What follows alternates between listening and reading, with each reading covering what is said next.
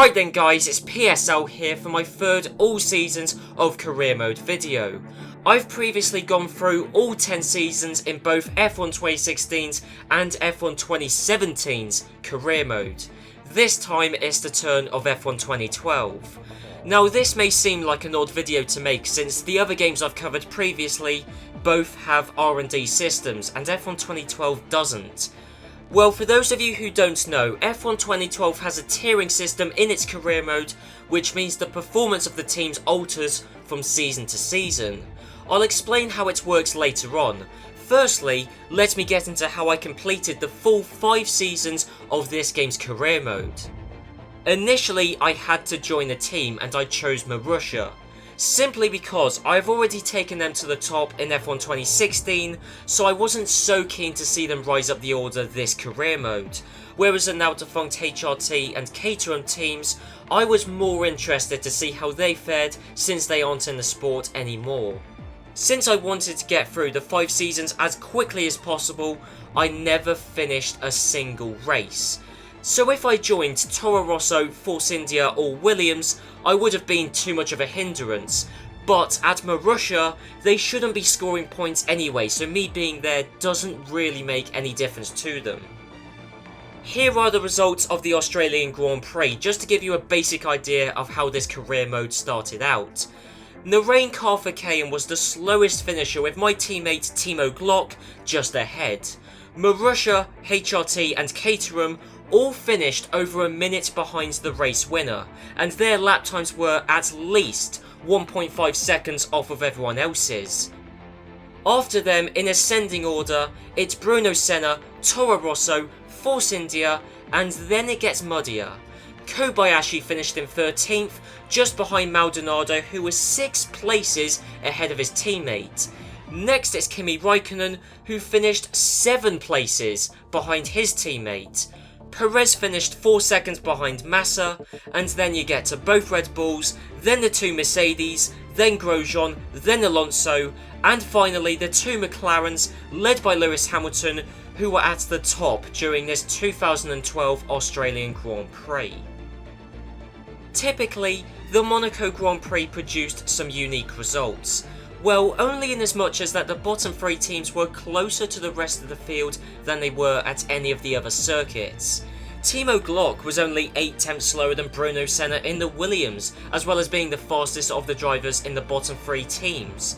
Meanwhile at the front, Fernando Alonso won his 2nd race in a row with Mark Webber in 2nd, Hamilton in 3rd, Sebastian Vettel in 4th, and then it's the 2 Mercedes with Rosberg beating Schumacher.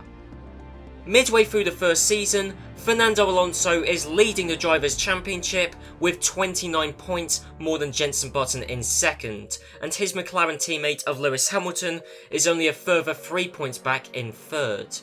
Trailing them is the 2 Mercedes, then the 2 Red Bulls, then the 2 Lotuses, before finally you get to the Drivers' Championship leader's teammate, Felipe Massa, who's in 10th and has 130 fewer points than Alonso. This is the most blatant driver 1-2 structure in the game, and quite possibly the most blatant driver 1-2 structure that this channel has ever shown. The only other team to have such a blatant driver 1-2 arrangement, strangely, is Williams. As I'm sure you'll see later on this video, Maldonado is so much better than Bruno Senna in this game. I know when this game came out, Maldonado's stock would have been sky high after his recent race win in the real-life Spanish Grand Prix, but that still doesn't quite explain why the 2nd biggest gap between the pace of teammates in this game is between Maldonado and Senna. Just before the Indian Grand Prix, I was able to re-sign with Marussia, despite the fact that I hadn't started a single race, a single qualifying session, and only 5 practice sessions. That surely makes this the most forgiving career mode ever. Anyway, after the Indian Grand Prix, McLaren Mercedes won the Constructors' Championship with 3 entire race weekends left to go. That's a far cry from where McLaren are today, and shows just what a great driver pairing Jenson Button and Lewis Hamilton are, as well as how beneficial Mercedes were to the team. That leaves only the Drivers' Championship to settle. A winner wasn't confirmed after the Abu Dhabi Grand Prix, but the only reason I'm showing this race is because it rained. Let me just repeat that. It rained at the Yas Marina circuit, which is in the middle of a desert. Moving on to something much more plausible, as it famously so nearly happened in real life, and that is that Fernando Alonso won the 2012 Drivers' Championship. Yes, Vettel beat him in the American Grand Prix, but it's plain and simple which driver was better over the entire season. Fernando Alonso secured the Drivers' Championship with a race to spare. There were a couple of changes once the season drew to a close, as Jenson Button passed his teammate to take the runner-up spot in the championship, and Sebastian Vettel jumped past Rosberg and only lost to Mark Webber by a point. In summary though, Fernando Alonso was in a league of his own, and only the two McLaren drivers could hold a candle to him. Behind the previously mentioned top six, it's Michael Schumacher, then the two Lotuses led by Grosjean, and then it's Felipe Massa, who has barely over a seventh of the points of his teammate. Alonso arguably outperformed his car, but Massa, without a shadow of a doubt, underperformed with it. Sergio Perez and Pastor Maldonado were the best of the rest, and ahead of Kobayashi, Hülkenberg, Verne, Ricciardo, and lastly Bruno Senna, who was the final point scorer. All the drivers you would expect not to score points didn't, along with Paul di Resta, who certainly had a subpar season. Finally, there's also Charles Pic, the driver I replaced, but for some reason he is still listed in the Drivers' Championship, even though he never sat in the car. The final thing to do in this first season is have a look at the Constructors' Championship. Now this is where it gets interesting, as finally the tiering system comes into play. So I'll put this forum post on screen, which should explain how this system works. So if you want to read it, then you can pause the video now. I could only find a handful of forums talking about the tiering system, as it's never explained in the game. It's bizarre that such a neat little system isn't even so much as mentioned in the game, even though the effect it has on the career mode is profound. However, this explanation of how the tiering system works isn't quite correct.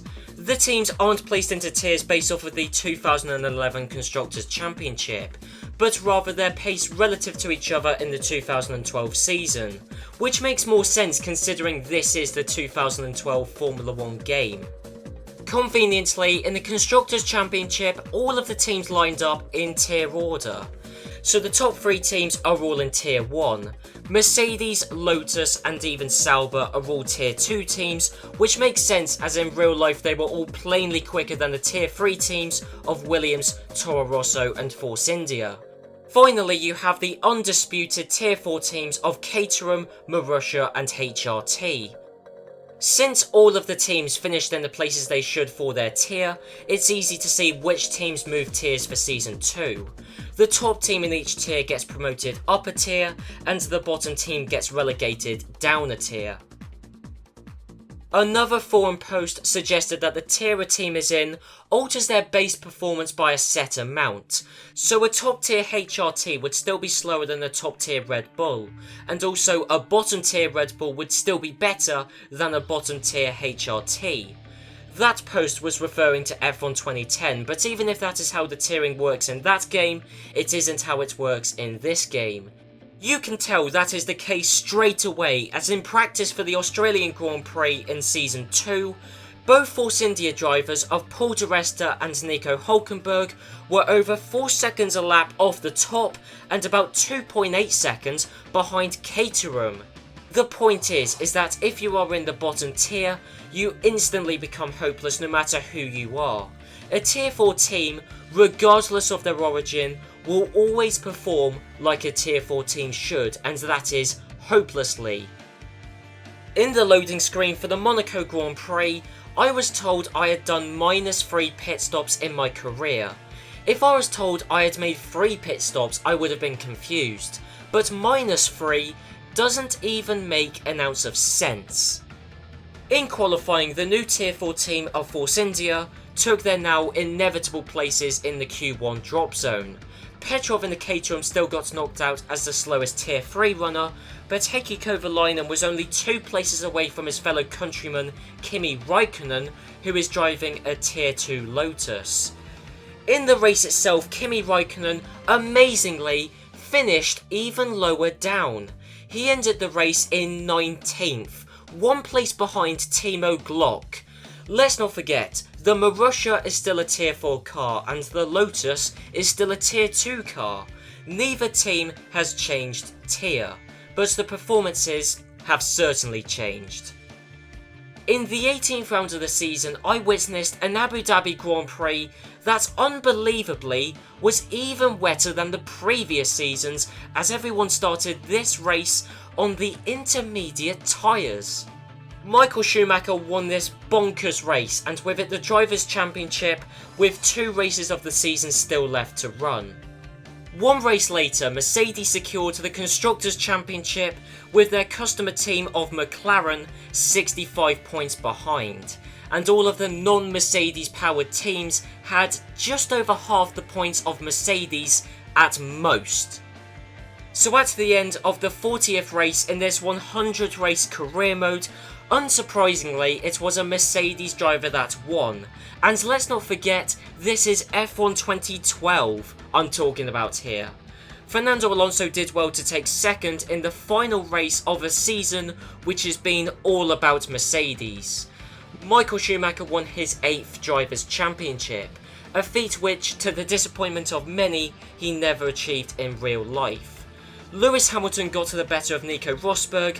Again, just to reiterate, this is F1 2012. And Jenson Button finished the season 4th in the Drivers' Championship. Fernando Alonso, last season's champion, finished in 5th in a car that is still in Tier 1. Lotus got the better of Red Bull now that both teams are in the same tier. In fact, Vettel, in a Tier 2 Red Bull, was beaten by Massa, still in a Tier 1 Ferrari, albeit by only 1 point, as Massa underperformed just like he did last season. In the bottom half of the Drivers' Championship, the noteworthy results include that both Caterham drivers, now that they are driving a Tier 3 car and not a useless Tier 4 machine, were both able to score multiple points. Vitaly Petrov scored 2 points, and Heikki Kovalainen had a fantastic season as he scored 12 points in a Caterham. Meanwhile, all of the drivers in the Tier 4 cars, so both Marussia, HRT and Force India drivers, predictably scored 0 points. But the same could be said for both Toro Rosso drivers. Both Jean-Eric Vergne and Daniel Ricciardo scored no points all season long in what is still, narrowly, a Tier 3 car. That takes me nicely onto the Constructors' Championship standings. Mercedes were the overall champions, 77 points ahead of McLaren Mercedes, and with nearly double the points of Ferrari in 3rd. Lotus ended the season nearer, in terms of points, to a Tier 1 team than they did to a fellow Tier 2 team. Red Bull had less than half the points tally of Lotus, and only 32 more than Sauber. Proof positive that if you have a poor initial season like Red Bull did, you can cascade down the order. Williams were beaten by Sauber, who were in the tier below them. They swapped tiers heading into this season, but even with Williams being in the higher tier, they were further behind Sauber this season than they were in the first season.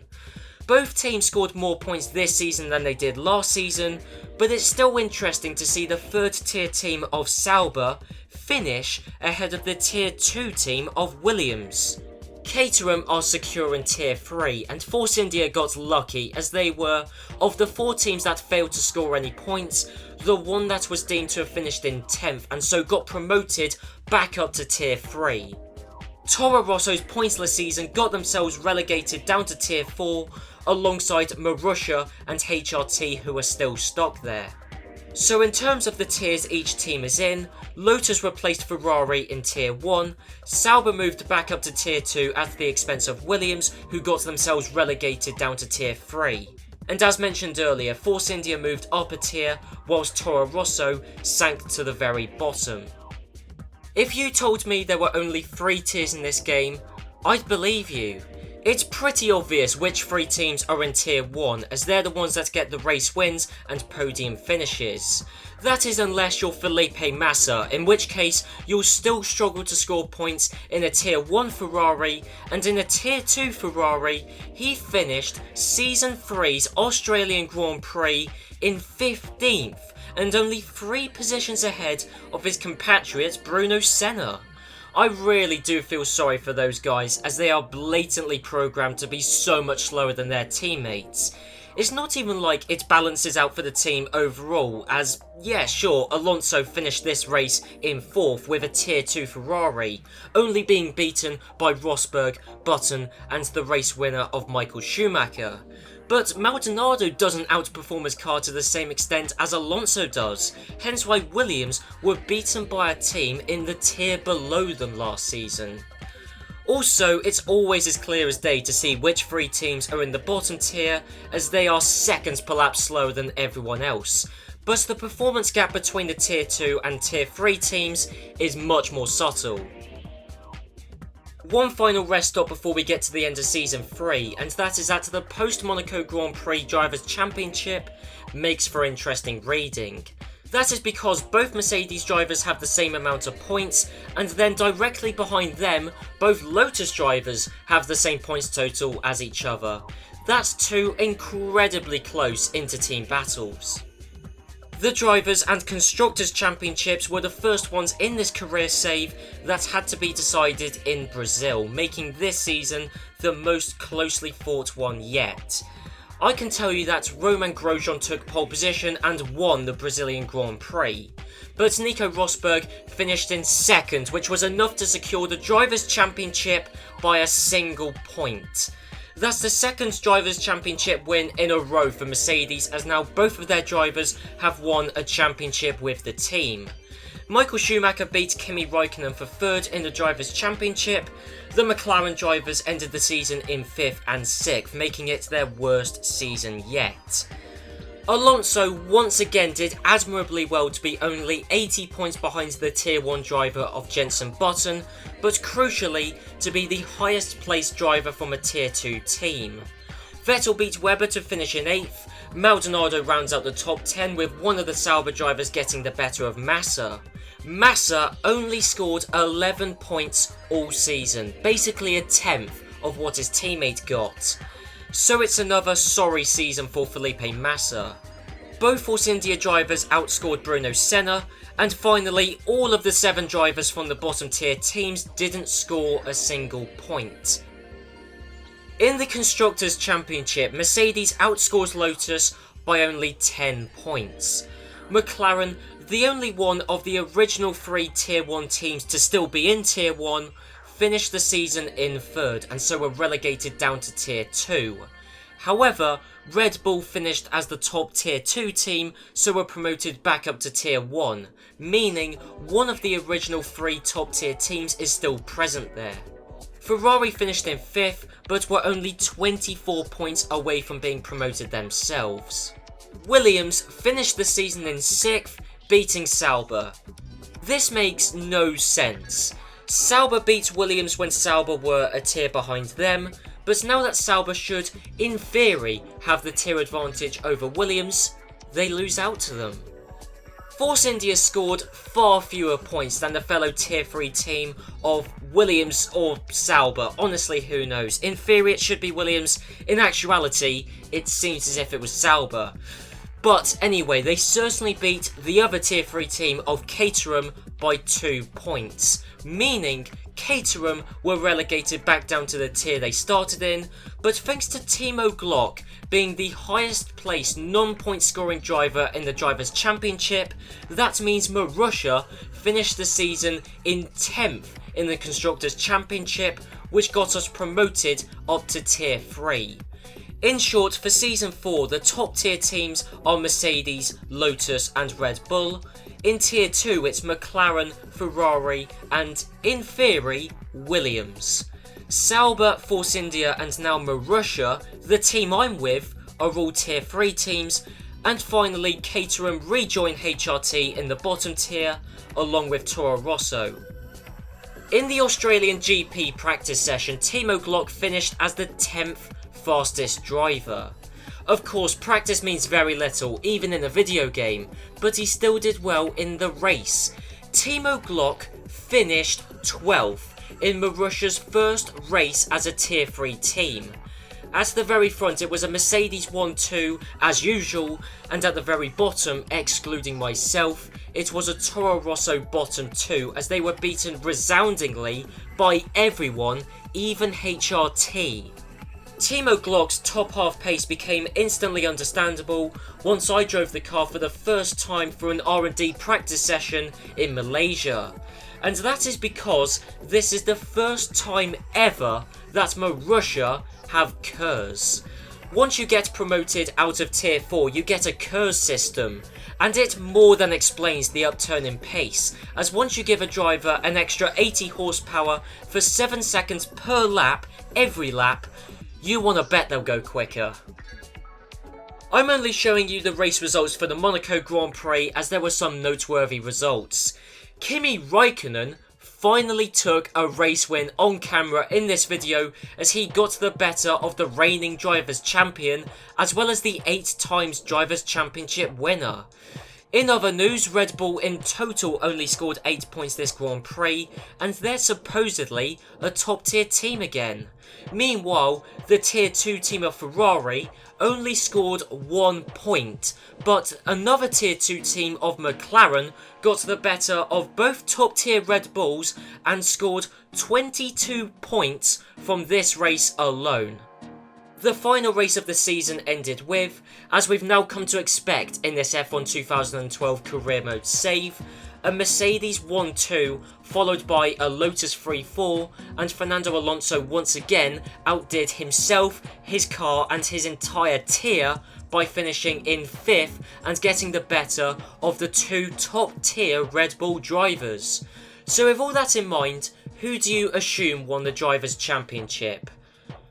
Well, you're probably wrong, as the Season 4 Drivers' Champion was Romain Grosjean.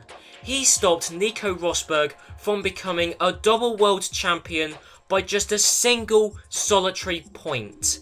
Michael Schumacher took 3rd place after beating Kimi Raikkonen by 36 points. Red Bull were the slowest top tier team as Vettel finished behind both Merc and Lotus drivers, and Webber was beaten by his teammate by 55 points. Surprisingly, Fernando Alonso wasn't the highest placed 2nd tier driver, but Lewis Hamilton was the only driver in the same tier to best him. Needless to say that Felipe Massa scored over 100 points less than Alonso, and Bruno Senna scored 32 points less than Maldonado, which is the same amount as Timo Glock. Yes, Timo Glock scored 2 points in his first season driving a Tier 3 car. That's more than both Force India drivers, who are both also in Tier 3, and Nico Hülkenberg didn't even score a point all season long.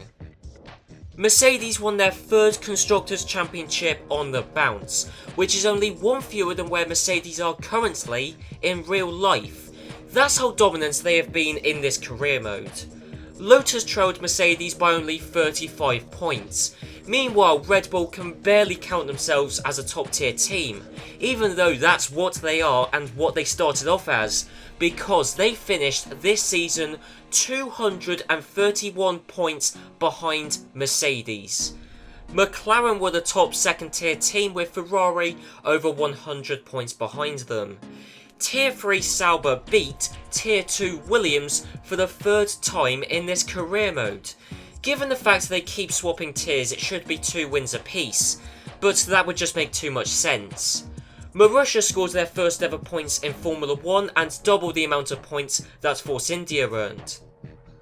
So on to the tierings for the 5th and final season in this game's career mode.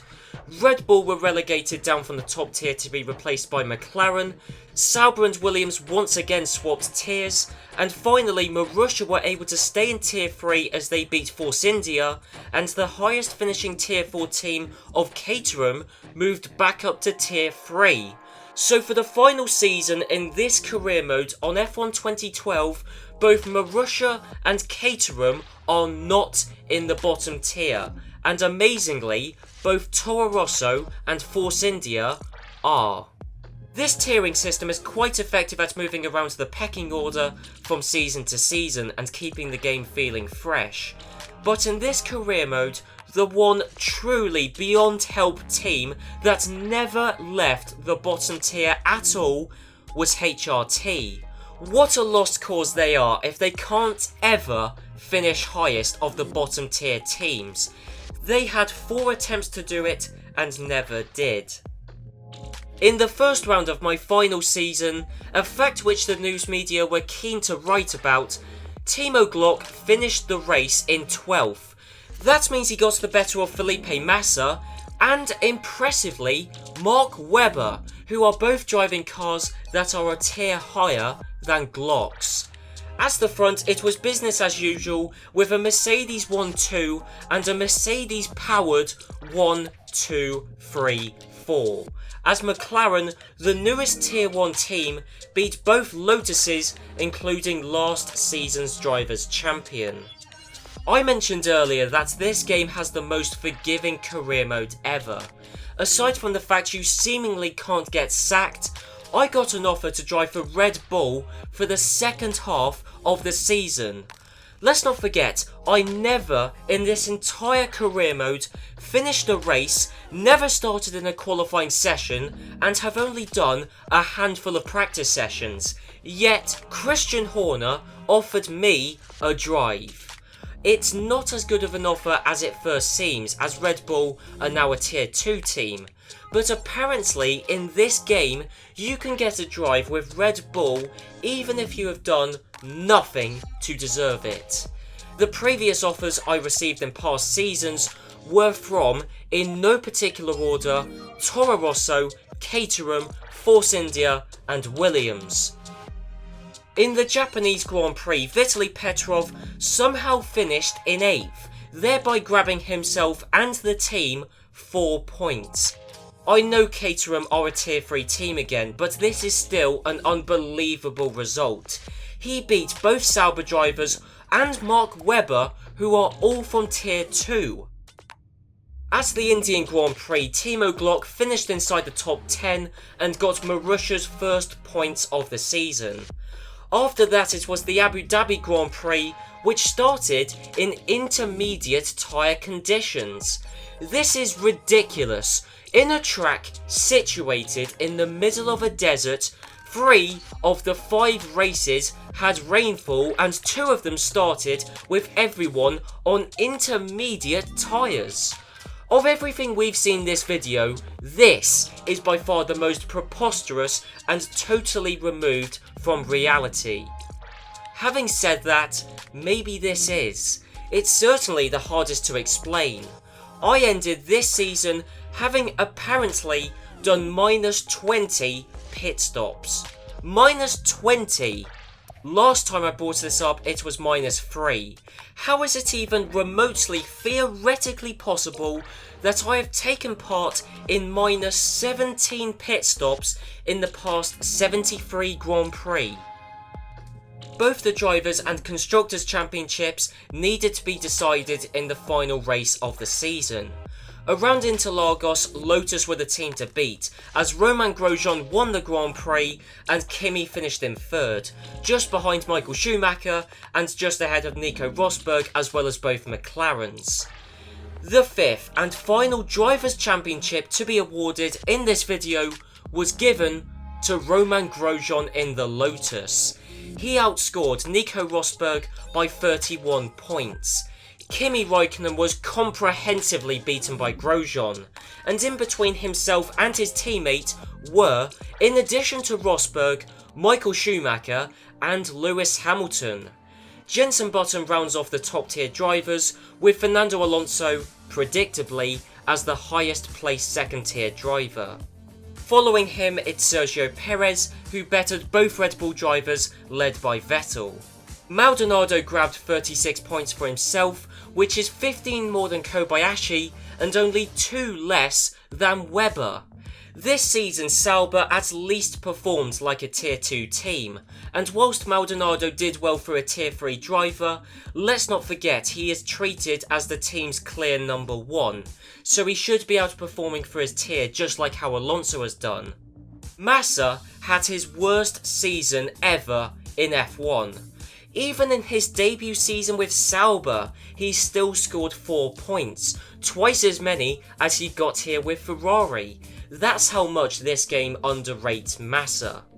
Finally, Timo Glock scored a point for Marussia, and all the drivers for the bottom tier teams failed to score any points, as well as Heikki Kovalainen, who also didn't score a single point in a tier 3 Caterham. The Constructors' Championship for the 5th and final season ended with Lotus winning by 9 points over Mercedes.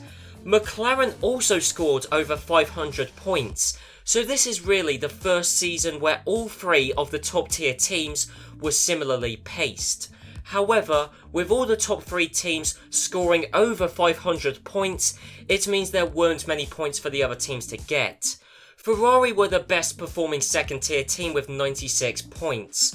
Red Bull also scored 96 points, but Alonso's colossal individual point count combined with Massa's, as it turns out, crucial 2 points put Ferrari ahead of Red Bull.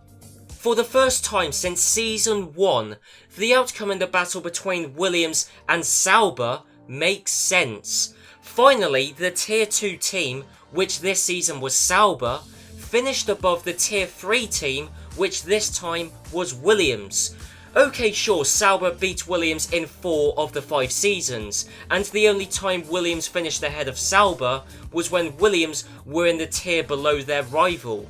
But at least the final season ended in a way I can understand, and that is with 6th place being the final tier 2 team, and 7th place being the top finishing tier 3 team. Finally, Caterham ended the 5th season with 4 points, Marussia with 1, and all of the bottom tier teams of Force India, Toro Rosso and HRT didn't score any points. It also means that after 5 complete seasons in this career mode, or 100 races to put it another way, HRT never scored a single point. And that's the full 5 seasons of F1 2012's career mode. Across 5 seasons, 4 different drivers and 3 different constructors won their respective championships.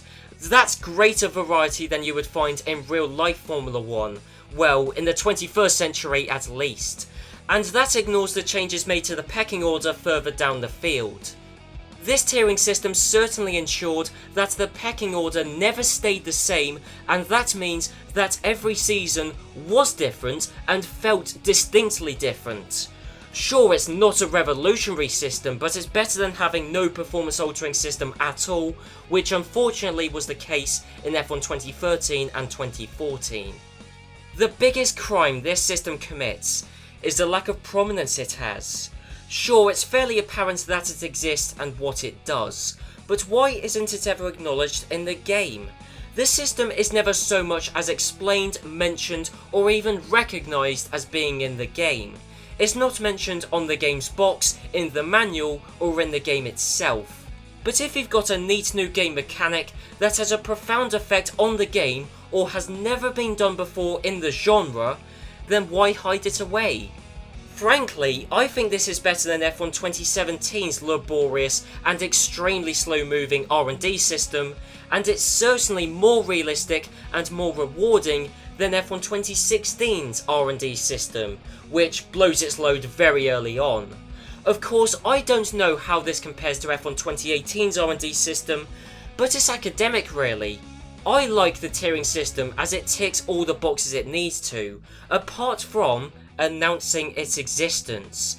Because if I knew this was a part of the game and if it was sold as a more prominent part of the career mode, that makes it far more interesting to play through multiple seasons when compared to the older Formula 1 games, then I would have bought this game about 6 years earlier than I did.